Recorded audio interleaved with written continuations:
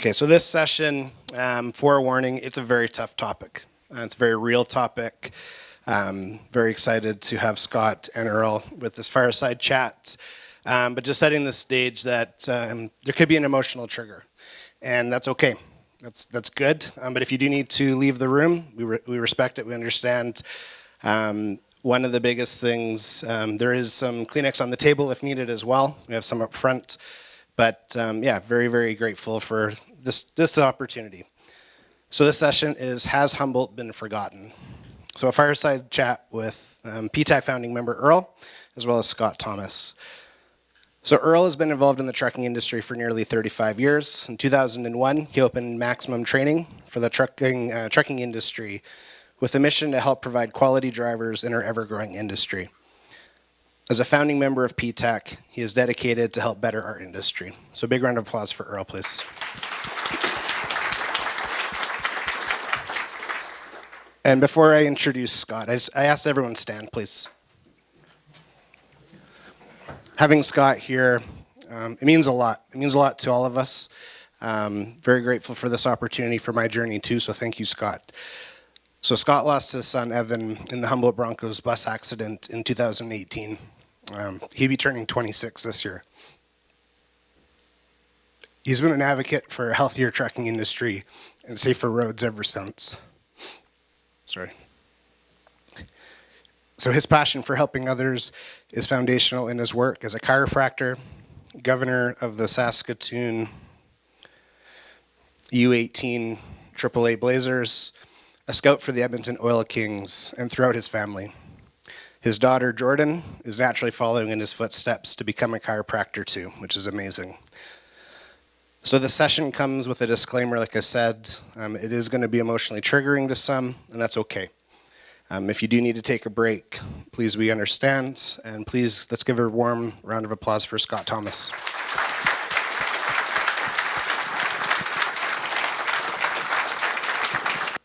Yeah, thanks for being here. Thanks for the opportunity. I'll take any chance I can to talk about my son, Evan, and of course, any chance I can to work for a common goal of making our roads safer. I also want to say thank you for including my son Evan's Memorial Trust in your charitable endeavors. One of the things we do several things through Evan's Trust. We have 4 different scholarships in the Saskatoon area that we fund, 10 different bursaries that we fund for young hockey players that can't afford their fees, and we give money to lots of different organizations. We always give money to Stars Air Ambulance, who was very crucial on April 6th, 2018. Saved a few of the boys' lives. Unfortunately, Evans wasn't one of those, but Stars is a cause that we give money to all the time. So thank you for including Evans' Trust in your charitable endeavors today. I just thought I'd start by kind of giving a breakdown of that day. It has been almost 8 years.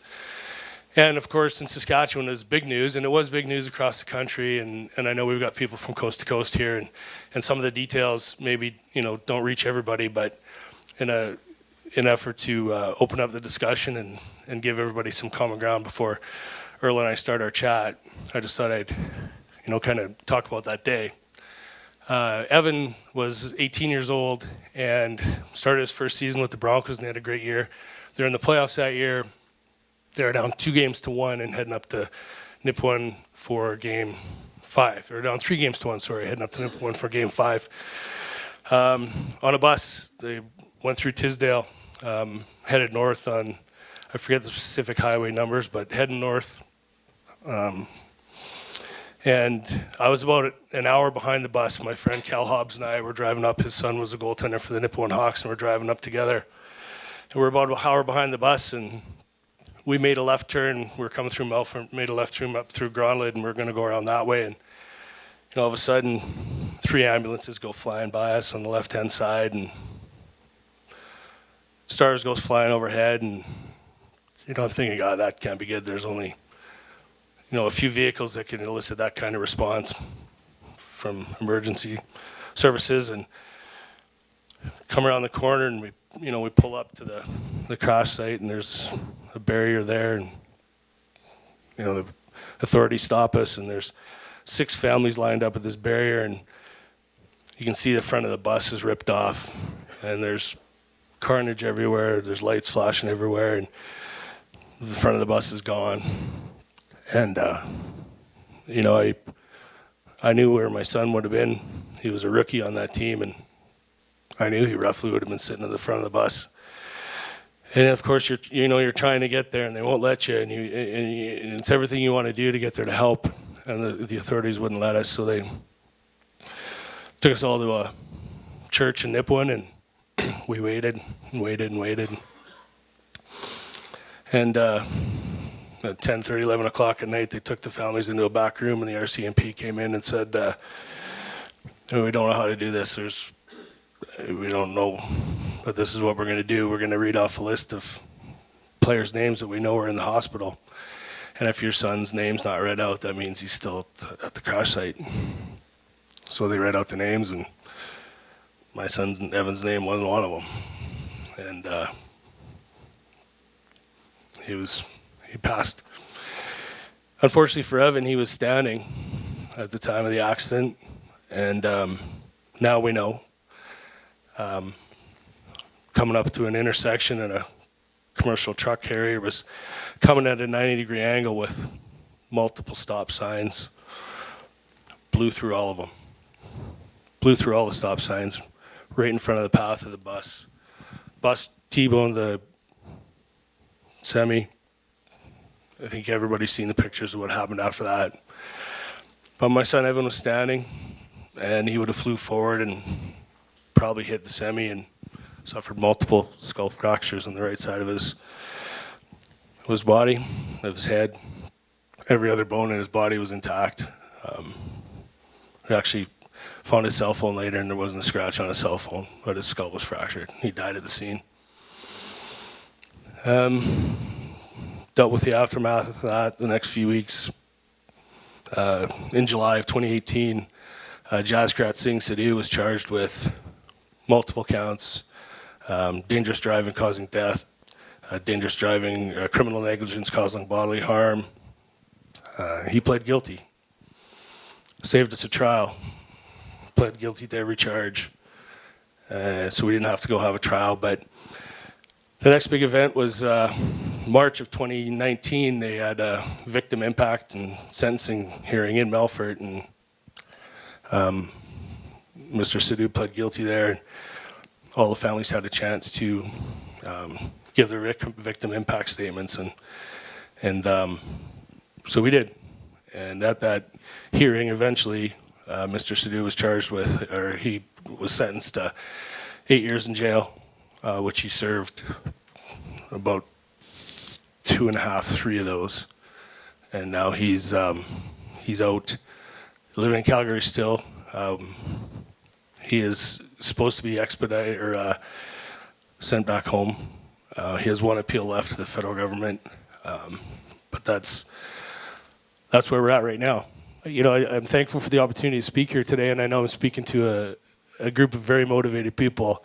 And hopefully my goal here today is just put a little touch on things, a personal touch on things, to know that things can go wrong. And there's 3 parts to this: the training part, which everybody here is intimately involved in and clearly wants a better world. There's the employer part, which is, I think, a bigger part, to be honest. The employers bear a bigger responsibility here, the people that they put out and the positions that they put them in.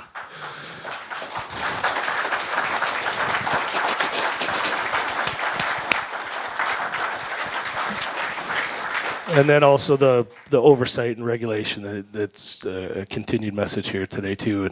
And you folks have, well, I guess there's a few government people here, but have very little to do with that. And all 3 of those are equally important.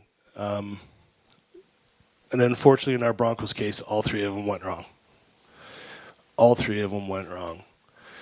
Everything that could have possibly went bad did.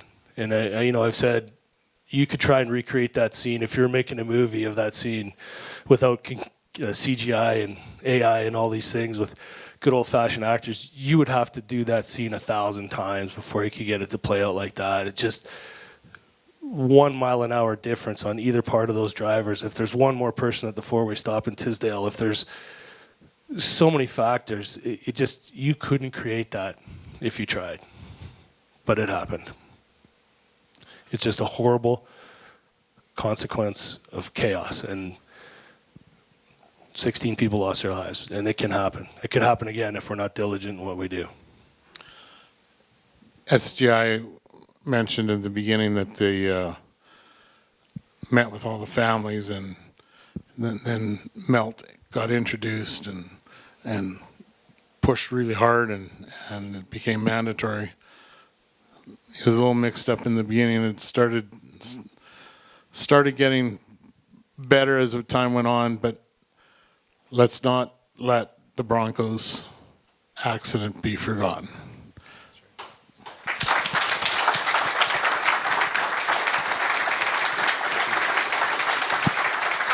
Please.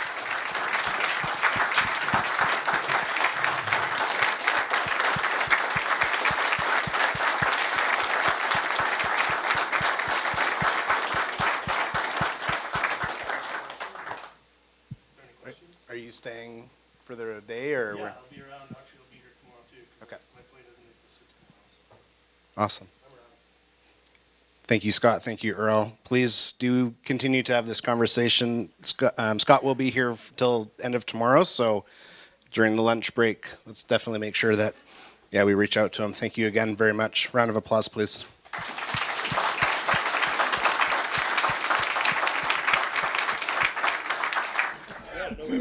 All right, I'm here with Scott. So your son. Sorry for your loss, but your son. Amazing presentation you did this morning. I don't know if it was a speech. I don't think it was, but it was a presentation. I was really interested to know what your thoughts are the trucking industry, maybe before and after. Yeah, I never really paid much attention to it before. Right. But unfortunately, as a result of the accident, we got thrown right into the middle of it. And it became national news. And I wanted to know everything I could about it, about the accident, what led up to it, and how such a thing could happen.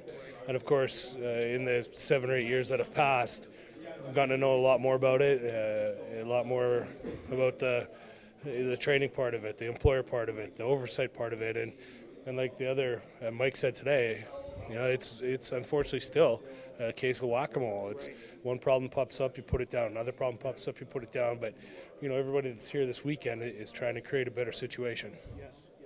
And I think they're heading the right way. I think the Red Seal certification is a good thing.